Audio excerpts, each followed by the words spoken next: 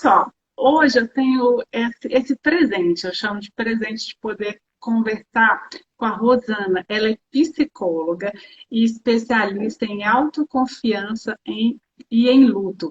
Dois temas extremamente importantes na vida e nesse momento, então, é muito importante. E ela é idealizadora do treinamento sistematizado Jornada Vencer Dores. Adorei esse nome, viu? O Vencedores, bem criativo. É um curso disponível no Hotmart. E para as pessoas que entram por conhecê-la e não sabem quem eu sou Flávia Dornelas Kurkowski, sou médica titulada em Medicina da Família e da Comunidade e fiz especialização também em Medicina Nuclear. Então, hoje eu a convidei para a gente falar sobre esse tema aí, cuidando das dores da pandemia. Então, Rosana, seja muito bem-vinda essa noite e a Obrigada. esse desafio hoje, que é conversar a respeito desse tema. Sem dúvida. Obrigada. Eu que agradeço. Quero dar boa noite ao pessoal que te segue, né? Muito bom a gente estar juntos e a gente poder se conhecer e falar de um tema tão importante para todo mundo. Ótimo. Então, vamos lá. Bom, antes, aliás, de nós começarmos, eu quero que as pessoas pensem na seguinte situação. Cada um. Você, né, decidiu fazer uma viagem e alugou um carro. Está fazendo uma viagem só, pegou esse carro e foi para uma cidade totalmente para fazer uma viagem para uma cidade totalmente diferente e por uma estrada que você nunca esteve. E no decorrer dessa viagem, acontece uma chuva, cai uma árvore, impede o sentido, o fluxo que seria natural para a sua viagem. E você teve que mudar de rota. Então, você muda de rota, continua essa viagem por um caminho mais desconhecido. Devido à chuva, você não consegue mais sinal, ou seja, não tem o Waze, não tem nada para estar te salvando nesse momento. Mas você tem que seguir, só que o seu combustível acabou. Nessa situação, que você se encontra num momento desconhecido, sem saber o que fazer, você fica ali transtornada e você tem que tomar uma atitude, né? Várias pessoas podem ficar ali naquela estrada que é deserta, desconhecida, esperando que algum socorro venha, mas outras pessoas podem simplesmente falar: vou pegar alguma coisa aqui e ir atrás de um posto de uma ajuda, caminhar. Ou seja, algumas pessoas decidem continuar, porque tem que continuar de alguma forma. Isso é só uma historinha, uma analogia para a gente meio que identificar o momento que nós estamos. Sendo que a gente tem diversas características diferentes, inclusive possibilitam que esse caminhar seja mais fácil. Mas era só para trazer essa, essa noção de que a gente tem que continuar, independente da dificuldade, né, que a gente enfrenta. Então, quando a gente entra, quando nós vamos falar a respeito dessa pandemia, a pandemia ela trouxe algumas medidas comportamentais que devemos seguir. Uma dessas é o distanciamento. Esse distanciamento, este isolamento social, isso já causa um estresse tremendo só de pensar na palavra. E a palavra em si, quando a gente fala de isolar-se, né, a pessoa tem que se isolar, remete um pouquinho solidão. Então, uma das situações que está aí batendo em nossas portas é essa questão da solidão. Como, Rosana, a gente pode, durante essa pandemia, evitar essa solidão? Então, eu fiquei pensando na viagem, né, que você me levou aqui. Eu fiquei pensando que a primeira coisa que a gente precisa fazer nessa viagem, que a gente pode chamar de solidão, né? Que a gente pode chamar de uma viagem onde você está indo para um lugar desconhecido, né? Como você mencionou, uma cidade que você nunca visitou. Acho que a primeira coisa é respirar. A gente quer rapidamente achar soluções. E às vezes a melhor solução é você buscar uma harmonia interna para que nesta harmonia você consiga ter ideias criativas que vão fazer com que o bem-estar aconteça diante daquela situação diferente, eu vou chamar. Algumas pessoas podem chamar ruim, mas eu acho que o que nós estamos vivendo é uma situação diferente. Diferente do que a gente tem como rotina, né? Mas é um momento de muito aprendizado. Então, eu acho que respirar inclui várias coisas. Inclui, por exemplo, você fazer uma meditação, inclui essa busca do silêncio, de introspecção. Porque quando a gente pensa nesse momento de solidão, inclui você olhar que companhia você é para você mesmo. Porque às vezes a solidão ela acelera porque você não está muito acostumado a viver bem com você. E você está sempre acostumado a viver bem com o externo, com tendo pessoas, envolvendo situações. E às vezes a situação te convida para falar: bom, agora você vai ficar dentro de casa, agora você não pode encontrar muito outras pessoas. Então, como é que você pode ficar bem com você esse período? Então, eu penso que esse primeiro momento de silêncio, esse respirar, para a gente poder começar essa jornada, é um momento de você introspectar e começar a dizer, bom, isso tudo me vem como um convite e o que eu vou descobrir a partir disso? Então, acho que esse é o primeiro ponto, porque se a gente começar no desespero para resolver, fica complicado. Se a gente começar a reclamar, que é o que a maioria das pessoas tem feito, né? Reclama, culpa situações, culpa o governo, culpa Deus. E a verdade o vírus está aí e a gente transmite um para o outro e isso precisa viver algo coordenado de uma forma melhor por todos nós para que isso não aconteça e alastre mais ainda do que a gente já está vivendo. Então, eu acho que esse é o primeiro momento. Segundo, quando você entrar em contato com você começar a descobrir coisas sobre você. Porque às vezes a solidão vem porque a gente não consegue achar que a gente é engraçado, a gente não consegue se olhar no espelho. Né? Você fala assim, você se olha no espelho, da pessoa, então olhe, faça esse exercício. Muitas vezes eu proponho. E quando a pessoa olha, ela vê muita tristeza, ela vê um distanciamento dela com ela mesma, que a gente pensa que o distanciamento é lá fora, mas às vezes é o seu distanciamento com você. Então, eu acho que você precisa começar a entrar esse contato. Eu tenho tratado bem meu corpo, eu tenho me alimentado bem através de estudos, do bom livro. Quais são os alimentos que eu tenho trazido até então? Porque tudo bem, pode ser que até esse momento passado, que é esse um ano atrás, você vinha fazendo certas coisas. Agora, você pode começar a incluir novas situações, né? Então, eu penso que esse é um momento de, num segundo passo, esse olhar para dentro. E você começar a questionar, achar respostas para essas perguntas. Por que é tão chato ficar comigo? Por que eu preciso tanto da aprovação das pessoas? Por que eu não me aprovo? E nesses questionamentos, você vai entrar em contato com as emoções que você sente, né? Me dá angústia, eu sinto um pouco de desespero, eu fico com medo de não ficar bem sozinha. Será que eu vou deprimir? E aí você começa a entrar em contato com os seus medos, com aquilo que desconforta o seu coração. E através disso tudo, você começa a achar respostas. Essas respostas, gente, elas são muito individuais. Elas não é uma coisa que serve para todo mundo, mas elas são individuais. E aí sim, você começar a criar uma autoconfiança de como eu vou lidar com isso tudo que eu estou descobrindo agora. Porque hoje a gente tem que quebrar muitos paradigmas. Você pode fazer uma terapia online, hoje você pode fazer uma yoga online, você pode fazer uma meditação online. Hoje está existindo a maior parte das coisas online. Então, você vai se readaptar a novas realidades. O que você acha disso, Flávia? Não, muito interessante. Você tocou em vários pontos. Tem altas considerações aqui também. Inicialmente, eu acho que solidão, a gente não tem que confundir estar só, né? Porque muitas pessoas também sentem a solidão estando em família, estando no meio de amigos e tudo isso. Eu acho que esse momento, ele traz essa reflexão a respeito desse ponto, e para a gente, inclusive, conduzir um pouco as nossas relações.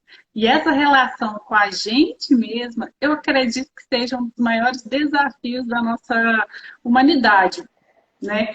Que hoje, antes mesmo de iniciarmos essa pandemia, de vivermos essa pandemia, a gente vive na história o processo assim, de maior solidão. Porque o nosso dia a dia, ele nos remete, ele nos leva a isso. Até em uma das pesquisas, eu soube que no Reino Unido existe um ministério dedicado à solidão. Então, é interessantíssimo isso, né? A gente pensar, nossa, isso eu acredito, mas por quê? Porque essa solidão, ela afeta em nós, não só na nossa questão com a gente social, mas vai causar um estresse, vai causar um desânimo. Então, tudo que a gente gosta de fazer, você não vai querer mais fazer, e você deixa de ser produtivo, inclusive. Né? Então, é muito interessante. Eu acho que um dos grandes desafios, né? Por isso que esses cursos de autoconhecimento, de autoconfiança, eles são muito importantes, porque a gente se conhece muito pouco. A gente se conhece pouco mesmo. É verdade. Bem pouco. E você também tocou uma outra questão em culpar, né? Que a gente não deve culpar. É tão cômodo culpar o outro, né, pelas nossas falhas. Mas, falando disso, inclusive, você falou da questão de governo. Você não mora no Brasil, né? Pelo que eu entendi. Eu moro na Flórida. E você viveu com situação de governo algo um pouco semelhante no início, mas depois deu uma reviravolta, né, nos Estados Unidos. Mas essa questão o distanciamento em si, até o fato de ter que usar uma máscara, que você tampa um sorriso, você tem que ficar mecânico, cuidando o tempo inteiro, né, para limpar as mãos. E, inclusive, o fato de você viver em um país em que o seu governo não consegue se comunicar com você de uma forma adequada, de uma forma que aconchegue, né, que te faça, inclusive, seguir esses métodos e que demore te dar resposta. Por exemplo, aqui no Brasil, vacina tá difícil, né? Tudo isso aumenta todo esse estresse. Eu acho que é quase um caos mesmo que nós estamos vivendo. Então, outra pergunta... pode falar. Não, eu acho também assim que nesse momento eu compreendo isso que você disse. Mas quando a gente não acha uma saída, a gente precisa encontrar outra. Então eu penso que uma saída é nós nos unirmos. Quando a gente se une, como por exemplo essa live, nós estamos nos unindo para trazer algo que possa acolher os corações das pessoas que estão nos assistindo. Olha aí, obrigada, os corações saíram na hora. E é esse acolhimento que um está dando para o outro, isso gera muito conforto para que as pessoas passem. Para aqueles que, por exemplo, não sabem usar a parte tecnológica, aprendam.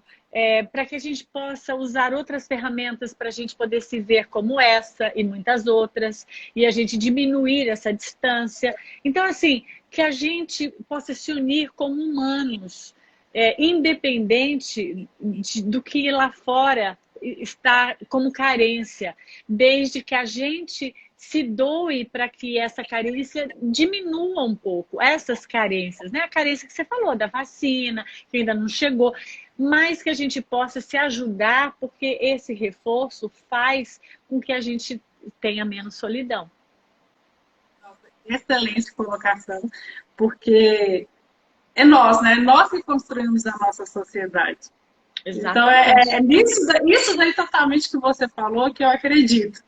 E se nos unirmos, as coisas são mais fáceis. Passar por esse processo é mais fácil, inclusive mobilizar, né, as questões para que sejam cumpridas e que se o governo não dá, a gente se vira e tenta fazer enquanto as coisas vão de fato chegando. E uma das questões era essa, como enfrentar o estresse, né, que a gente vem vivendo durante esse dia a dia decorrente de todo esse caos, toda essa questão da pandemia. Então, eu vejo muito o estresse assim. A gente se fixa numa rotina, isso é normal, não é na pandemia, em qualquer momento da sua vida. Você cria uma rotina, como solteiro, como casado, um tipo de trabalho, você cria rotinas. E quando a gente sai da rotina, muitas vezes nós temos dificuldade de flexibilizar para a gente poder se adaptar a uma outra realidade. Porque a gente quer que as coisas sejam como a gente quer, porque a gente não quer que nada de fora venha interferir naquilo que a gente escolheu viver. E a gente, às vezes, vai ganhar essa perspectiva para poder ajudar na ansiedade de que a gente não tem esse controle. Nós precisamos lidar com uma certa impotência, né? Nós temos que lidar com a impotência de que, por exemplo, tem coisas que a gente não decide. Tem coisas que a gente vive, mas não passa pela nossa opinião. Como, por exemplo, está chovendo, está sol, tem um vírus. Várias coisas não passam pelo nosso consentimento. Então, nós precisamos ficar mais flexíveis a lidar com essa impotência. Essa impotência de que a gente não controla as coisas. Se eu saio desse lugar de controle, eu diminuo a ansiedade automaticamente. Porque quando eu não preciso mais controlar, e eu entendo que eu estou à mercê de algumas coisas que eu posso decidir e outras que eu estou à mercê do que acontece no coletivo, por exemplo, eu vou escolher como eu vou lidar com aquela situação. Eu não preciso lidar como todos. Está todo mundo desesperado, eu não preciso ficar. Eu não preciso fazer escolhas que todos estão escolhendo. Eu preciso encontrar esse lugar de olhar para o cenário e falar, bom, ele é desafiante, mas eu não tenho controle sobre ele, mas eu tenho controle sobre mim. Eu posso buscar lidar de uma forma com mais aceitação, compreensão, entendimento, tranquilidade, mesmo que seja muito desafiante, como está sendo agora, para todo mundo. Mas essa decisão eu posso ter, porque a gente quer muito controlar, porque a gente tem muito medo de lidar com as nossas fragilidades, com a nossa vulnerabilidade. E eu acho que ser vulnerável é um processo de aceitar como parte do humano, porque como humano, a gente é vulnerável. Você vê, a gente paga alguma coisa e a gente pode vir a falecer.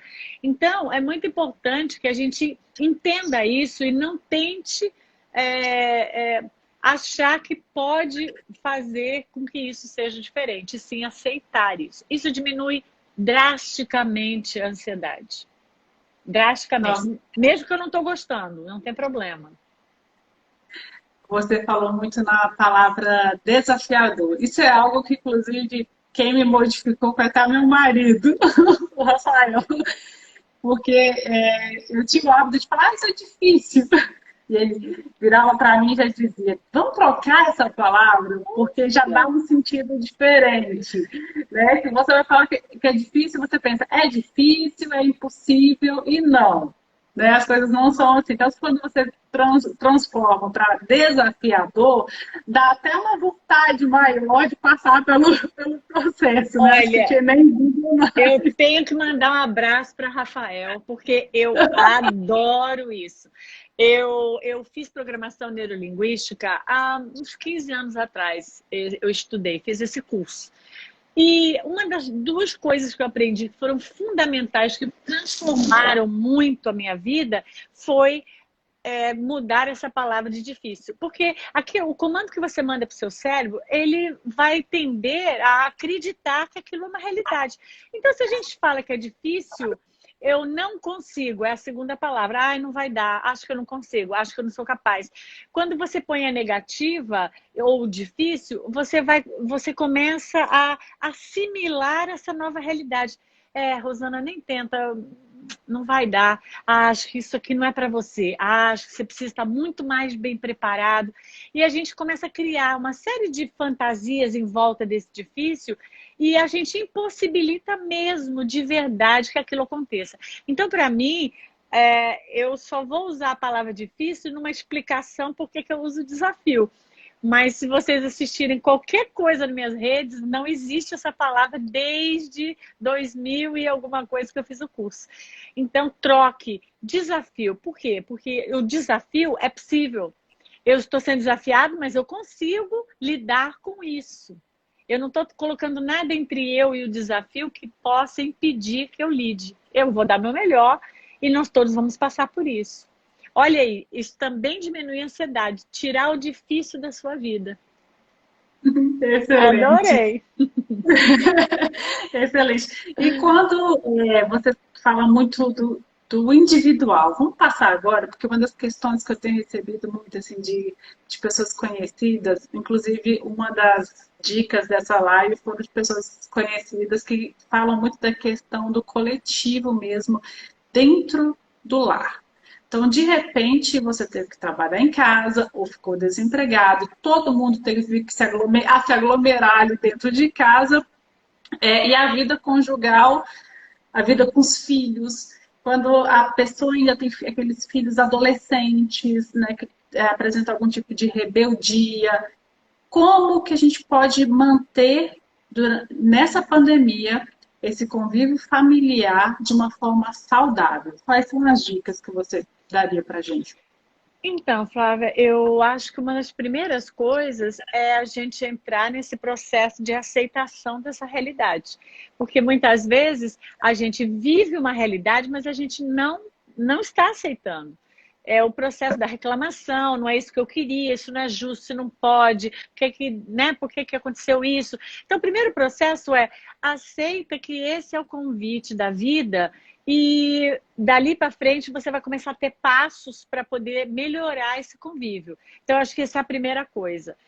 Às vezes, as pessoas têm dificuldade de aceitar porque elas dizem, eu não quero isso, então como é que eu vou aceitar? Então eu uso uma outra técnica. Eu digo assim, entende que você não entende, mas que está tudo bem. Daí a pessoa, como? Sim, entende que você não sabe por que tudo isso está acontecendo. A gente não tem esse poder de saber, né? Isso não é claro para a gente. A gente pode dizer, isso é um desafio, é um crescimento para o ser humano, é um aprendizado, tem várias coisas que ativam em nós, mas nós não sabemos claramente o porquê das coisas. Então entende que tem muita coisa que você vive que talvez você não vai saber porquê, mas você pode entender que isso faz parte da vida. Então, isso é a melhor forma de levar você a uma aceitação. Porque a palavra aceitação, você fala assim, eu aceito.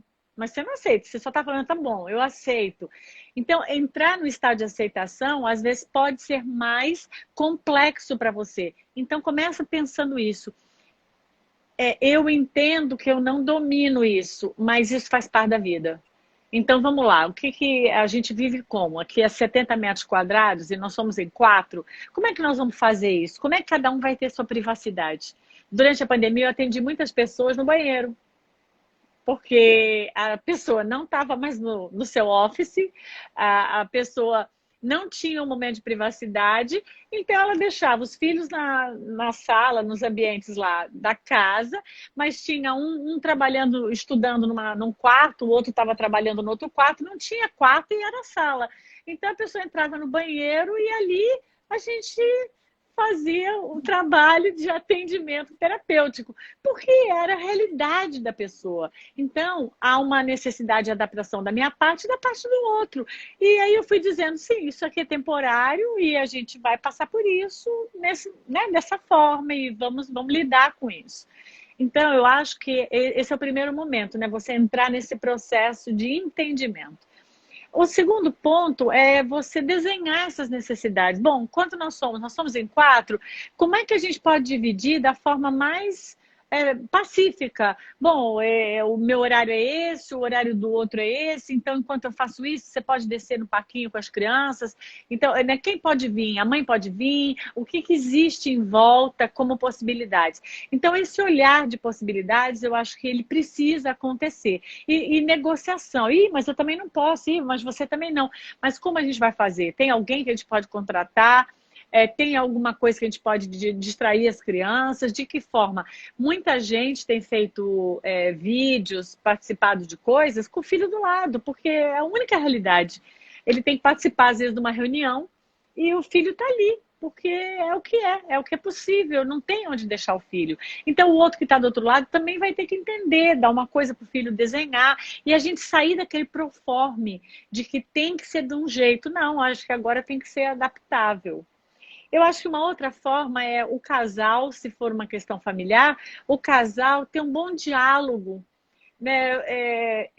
Tá muito desafiador para mim e para você também. Mas vamos lá, vamos se ajudar. Porque para a família funcionar, a gente precisa se ajudar. Hoje você ajuda eles lá a estudar pela internet e de noite, mais tarde, eu corrijo a lição, sabe? Ou então eu preparo a janta, ou então a gente vai pedir alguma coisa. A gente, como é que nós vamos se virar? Então, haver essa cooperação. Eu acredito que, por mais que as pessoas pensem que desgasta muito o casal, compreendo. Muita gente fala, muitos casamentos rompem em função do que nós estamos passando. Mas eu também acredito, porque isso foi na minha prática terapêutica, foi a minha experiência nesse 1 ano. As pessoas muito estressadas inicialmente, porque como é que eu vou lidar? Então, houve muito choro, muita reclamação. Mas a gente trabalhando, as pessoas entraram num processo de maior comunicação. Então, eu sinto que alicerça mais o casamento, porque a cumplicidade aumenta quando há o diálogo. Então, vamos lá, cooperação. Esse sábado você fica com eles, domingo eu fico, eu tenho um dia livre, você tem um outro, metade do dia, eu posso dormir um pouco mais. E a gente negocia o que é possível e para que a gente possa lidar com essa situação. Então, acho que a comunicação ela é fundamental para que a gente possa tocar esse momento, né? Navegar nesse rio, que a gente não sabe que dia vai terminar, né? A gente não sabe. Então, isso é muito importante. Como a gente se comunica. Evitar as Nossa, brigas, né? é. Evitar as brigas, né? Perdoar, fazer elogios. Acho que é um momento maior, assim, né? Da gente expor essas questões também. É muito interessante isso mesmo. Tem que dividir, né? Eu acho que Tem a que gente já dividir. tem que dividir porque eu imagino que não dá. Eu não tenho filhos. Eu vivo somente com o meu marido. A gente já vivia num lugar bem pequeno. E o mais engraçado é assim, nós passamos por um momento, em um período, que, vamos sair daqui pelo menos para espairecer, porque eu estou distancialmente longe dos meus pais não querem que eu os visite, com muito medo da situação, então nós dois vamos viajar. Viajamos para um lugar maior e, impressionantemente, a gente passa o dia grudado um no outro. A gente está estudando, o computador chega a encostar um no outro. Então, né, não é o fato do lugar ser pequeno, né, que é Não, o problema. Às vezes não a é. gente não é isso. E outra questão muito importante, que era uma das minhas perguntas, é isso, porque muitas pessoas utilizam o problema dos recursos, recurso financeiro. Eu não tenho dinheiro, então eu não consigo inventar, não consigo me reinventar aqui nessa situação, me adaptar. E você deu um exemplo fantástico. Olha o poder de criatividade. Eu não atender no banheiro, é o que tem, né? É. É o que tem. Eu E, sou médica de família e quando eu parei por um tempo para outra especialização, mas quando eu faço as visitas, entro em casas em que tem muitas pessoas que moram juntas e a gente faz isso daí mesmo. Qual é o melhor? Então, todo mundo agora vai ficar nesse cantinho. Vamos dar o tempo. E eu sempre também, obviamente, perguntava: você quer que as pessoas saiam?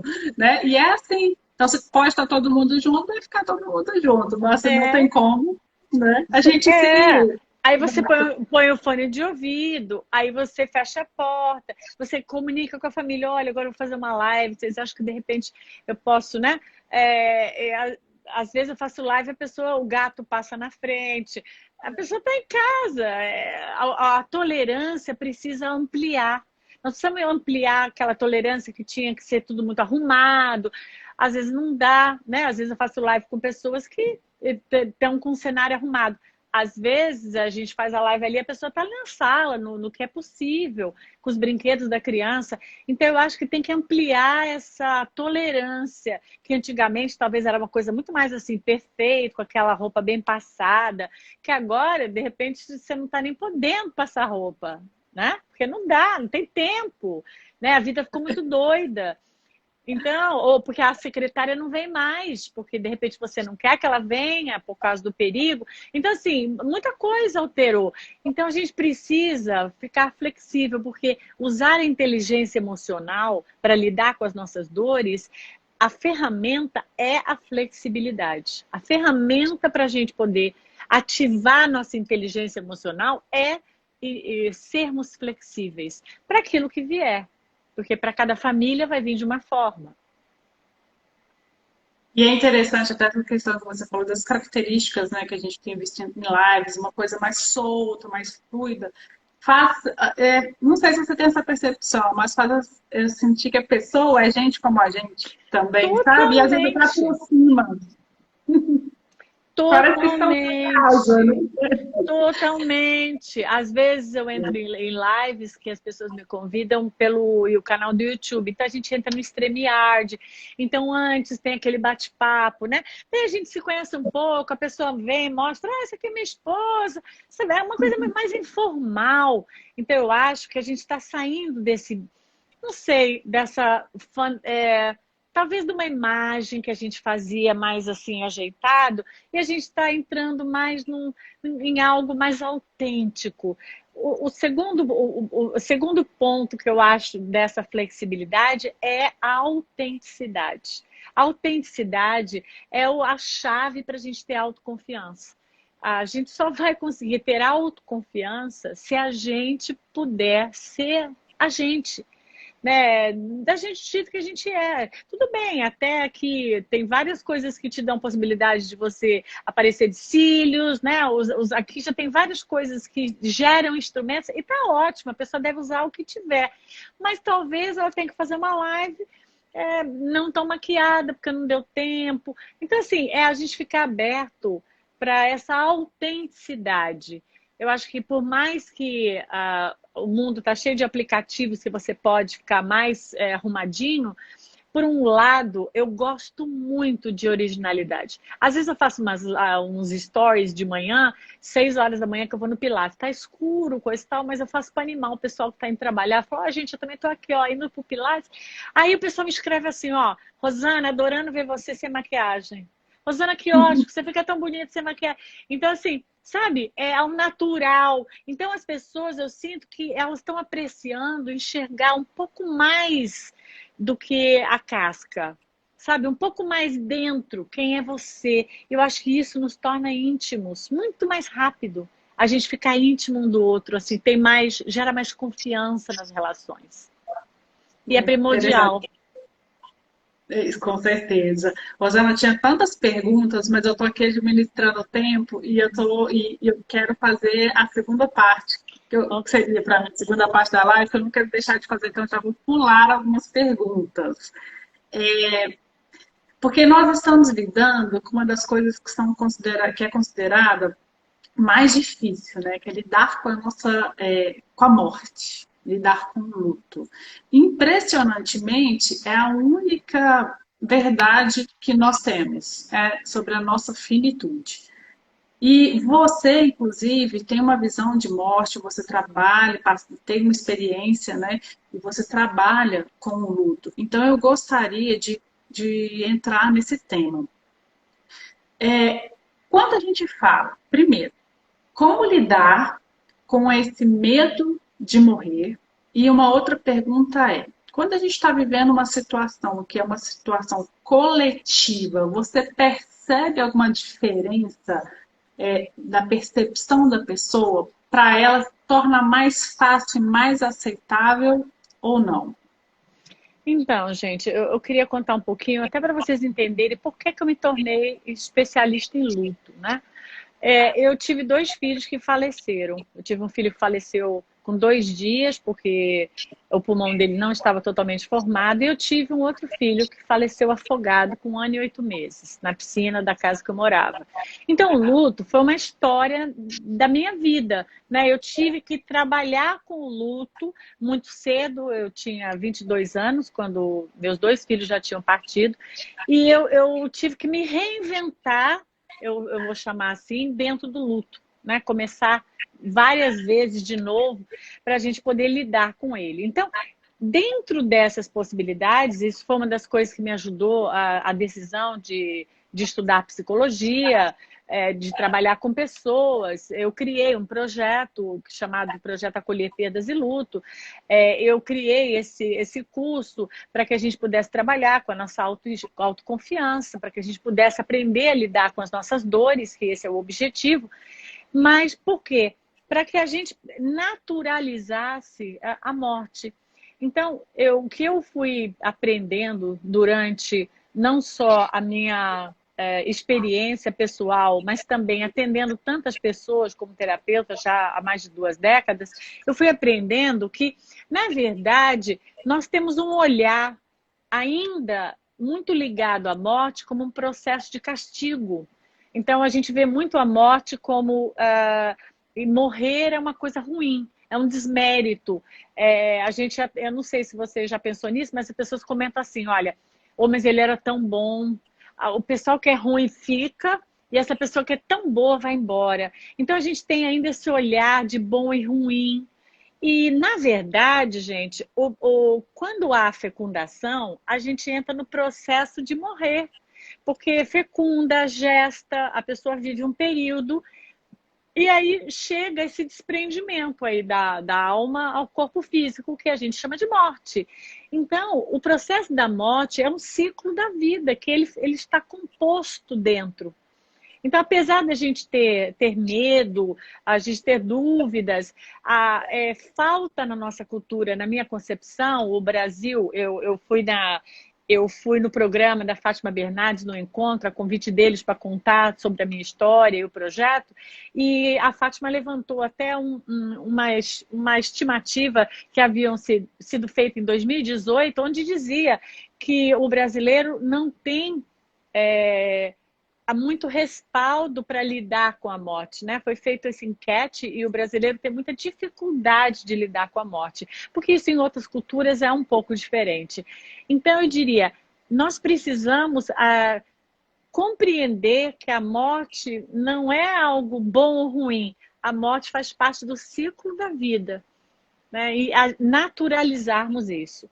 Bom, aí temos lidar com a saudade, temos outras coisas que vêm com a morte. Então, um segundo ponto da morte, o primeiro ponto, entendendo isso, então, totalmente a gente desconectar isso com castigo, com morrer ser ruim. Não, isso faz parte do projeto da vida, orgânico aqui, divino, a gente pode usar o nome que quiser. A segunda parte é a gente compreender que quando a gente pensa na morte, a gente está pensando na vida. Porque quanto mais sentido tem minha vida, mais eu entendo a morte.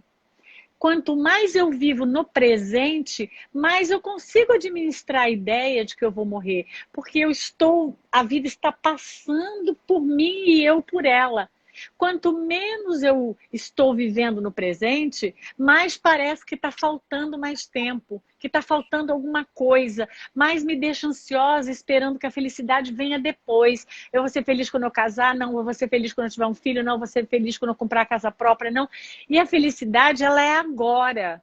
Então, tudo que cada um de nós vivemos, um tempo muito longo, vamos chamar assim, que a gente diz, nossa, a pessoa viveu 100 anos, é longo, ou então um tempo muito curto, como o dos meus filhos, que a gente diz, nossa, é tão pouco tempo, mas na verdade, mensurar esse tempo é coisa que nós criamos, porque na verdade, toda a vida vivida no presente, ela é intensa, ela é completa, e só não é quando a gente vive fora desse tempo. E viver fora desse tempo é a ansiedade. É eu achar que eu preciso de algo mais para poder ser feliz hoje. Então eu preciso que venham as férias para eu ficar feliz. Então é porque você não escolheu um trabalho que você ama. Porque se você escolher um trabalho que você ama, você não precisa esperar. As férias vão ser ótimas.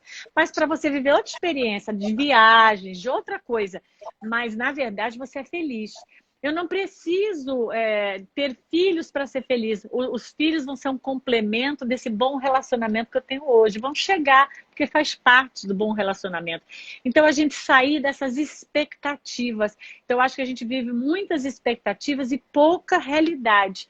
Então, viva hoje mais intensamente. Saboreie, sabe?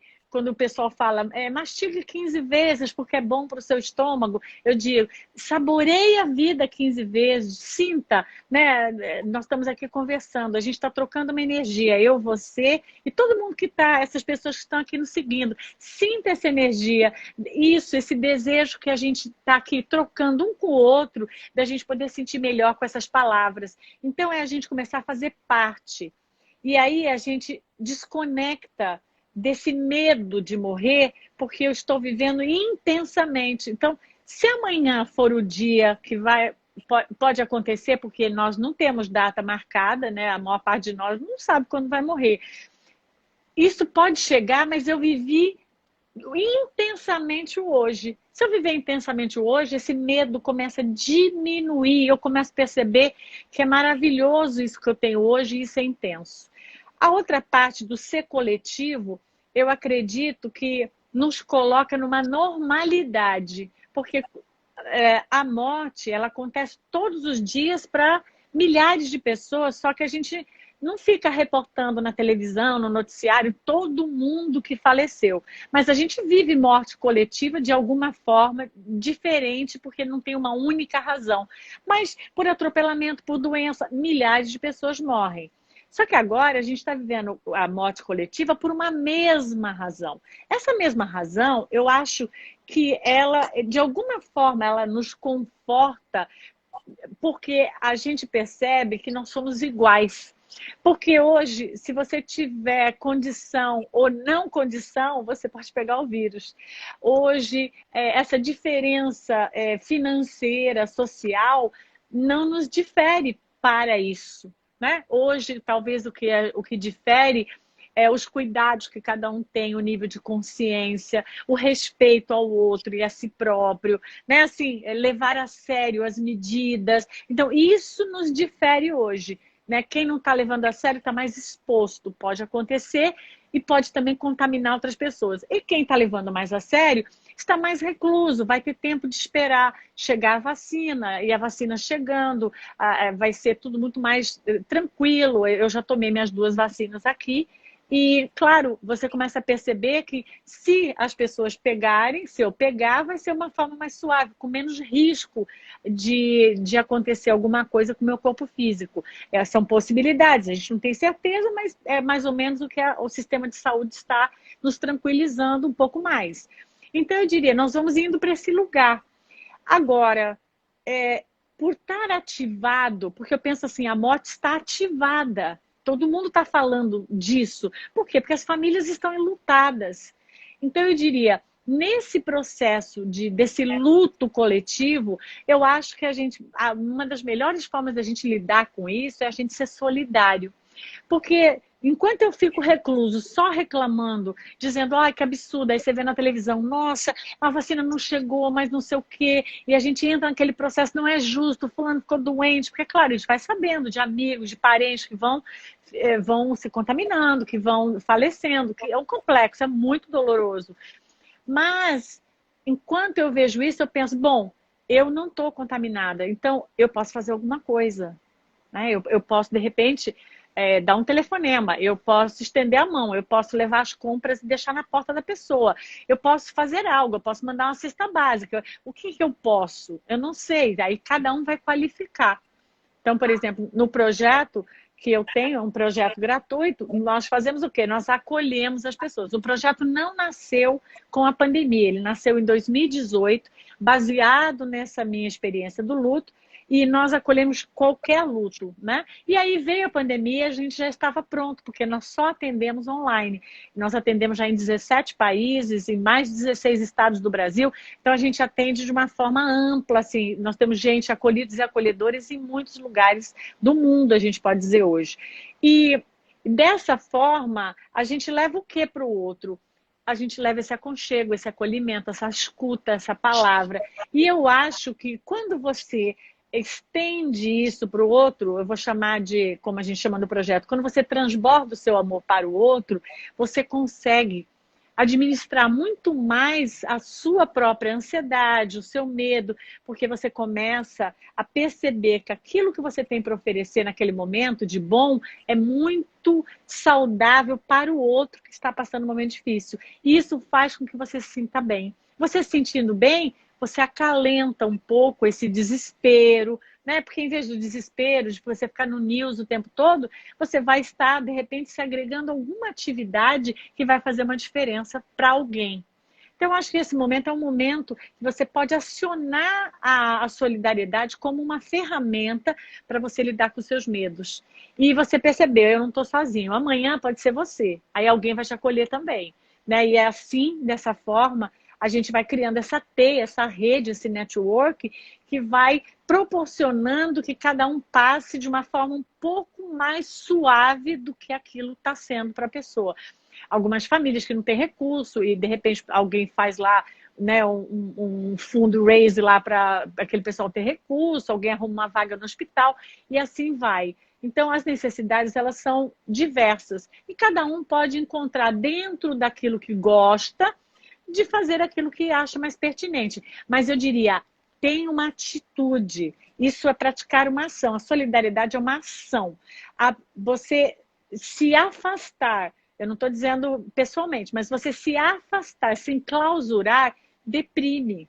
Porque aí a solidão aumenta, você começa a entrar mais em pânico e você não percebe essa rede de ajuda. Se você estiver dentro, você percebe, puxa, eu estou acolhendo e as pessoas estão me acolhendo também. E isso vai te gerando um certo consolo. Né? Consolo, acho que é uma palavra muito apropriada. Tem até aquela frase que fala assim, né, que o trabalho, ele dignifica o homem. Eu acho que, na verdade, é um ser útil. É um Que ser faz, né? útil. É ser útil. Porque você até citou aí a questão do trabalho.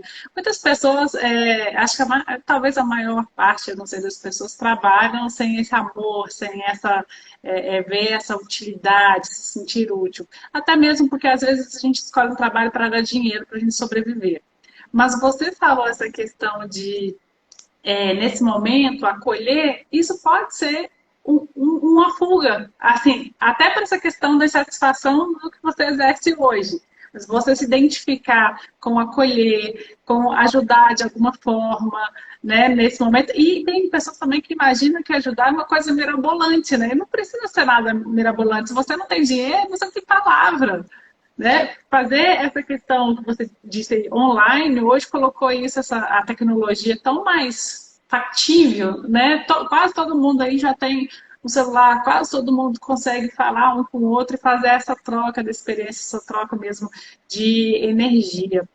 Esse Sem seu dúvida. projeto, essa sua história de vida, foi algo assim que eu vi, né, em uma live que você fez, que me chamou muita atenção e eu não gostaria de não fazer uma live com você, porque a sua percepção e a sua resiliência diante de tudo que você viveu é admirável. Até antes de entrar em resiliência, que acho que vai dar um tempinho, mas você falou quando a gente, né, quando a gente está diante da morte, que realmente é um processo da vida que existe, que as culturas elas são diferentes. Infelizmente, né, a nossa cultura não é igual uma cultura mexicana, que o pessoal festeja, né, mas a gente chora muito, a gente sente muito essa falta, como se desprendesse um todo. E até em uma das suas falas, eu achei muito interessante que você colocou assim, quando a pessoa ela está aqui presente, na nossa vida, a gente tem que marcar um encontro, um dia, os dois, todo mundo tem que dar tudo muito certo para a gente se encontrar. E quando a pessoa morre, a gente se sente conectada sempre, a qualquer momento, a qualquer hora. Eu Eu achei isso adoro assim, isso.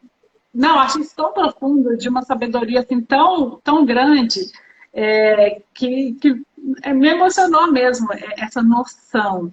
Eu adoro E isso. Até se você me permitir, eu queria. Porque muitas pessoas pensam que isso tem a ver com o contexto religioso. Ah, então você tem que acreditar na vida depois da morte. Bom, a gente pode acreditar no que a gente quiser, mas eu acho que esse vínculo afetivo que a gente cria com esse ser amado, seu pai, sua mãe, seu esposo, seu filho, uma pessoa da sua vida que partiu, é uma energia tão poderosa que quando a pessoa vem ao desencarne, ela amplia. Porque aí você percebe que você amava aquela figura que você via, que você sentia com os 5 sentidos que a gente tem, mas apesar da ausência, porque a pessoa, né, o corpo físico não está mais aqui, apesar da ausência, você sente que esse amor que vocês criaram, ele se encontra em você. Eu chamo na tua órbita, ele orbita em você, porque metade da gente é o DNA do nosso pai, metade é da mãe. como que a gente não vai dizer que os pais não estão em nós, dando continuidade à medida que a gente viva?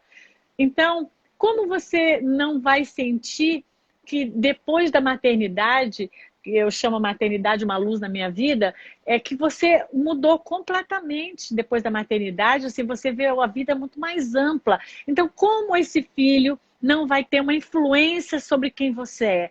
Como esse marido que você dividiu a vida não vai ter, ou esposa, uma influência positiva em quem você é? Então, eu diria, lidar com a saudade é diferente desta dor da partida, mas sentir essa presença não depende da gente crer em nada, é só sentir. E você vai perceber que quando você come aquela coisa gostosa que seu pai gostava, você fala, ai meu Deus, meu pai, te dá aquela sensação, né? Quando você fecha os olhos e pensa na pessoa, você sente aquele abraço.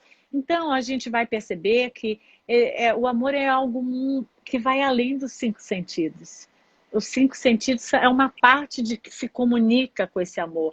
Mas o amor orbita, é uma energia que vai muito além disso. Então, eu, para mim, penso que quando um ente querido parte, esse é um grande aprendizado que você pode desenvolver. Você desenvolver uma percepção de que esse amor transborda em você. Então, eu sempre digo, você quer lidar com esse vazio que você acha que você tem dentro de você, porque nesse momento seu parente faleceu, transborde esse amor que você tinha por ele para outras pessoas. Todas as vezes que você transbordar isso, você sente essa conexão, eu vou chamar de você mata a saudade, é uma pegadinha, né? Porque a saudade, ela é mérito, gente, de quem ama. Nós temos um dos temas do projeto que a gente chama de quem ama sente saudade. Porque só quem ama sente saudade. Então a saudade é um privilégio de quem ama. Então as pessoas falam, não, a saudade é uma dor. Não, a saudade não é uma dor. A saudade é o amor. Porque se você não amasse, você não teria saudade. Não, mas a saudade dói. Não, eu entendo. Mas a saudade é o amor. Porque se você não ama, você não tem conexão com aquela pessoa, você nem lembra. Isso nem... Então, a gente precisa começar a colocar outras realidades, né? Outras realidades de possibilidades. E, gente, olha, tem até gente aqui do projeto, eu tô vendo aqui, ó. Que ótimo.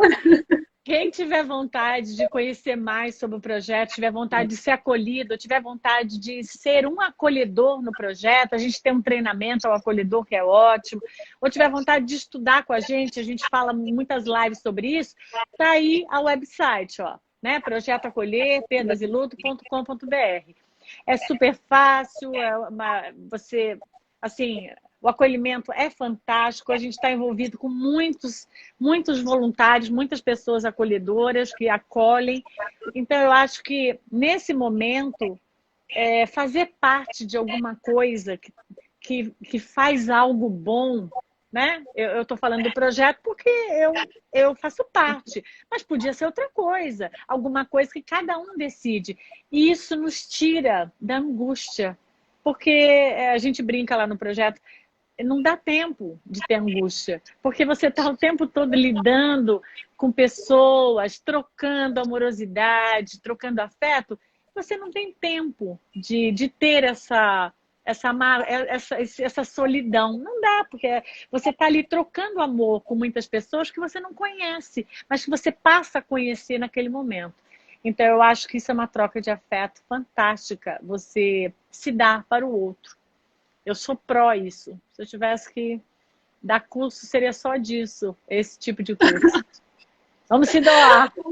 Ai, que lindo, muito bom. Eu acho que você é um exemplo de fênix, né? Ressurgiu das cinzas e veio e se transformou nessa potência de mulher, de ser humano e ainda espalha isso. E com certeza essa sua energia ela chega e incentiva a gente.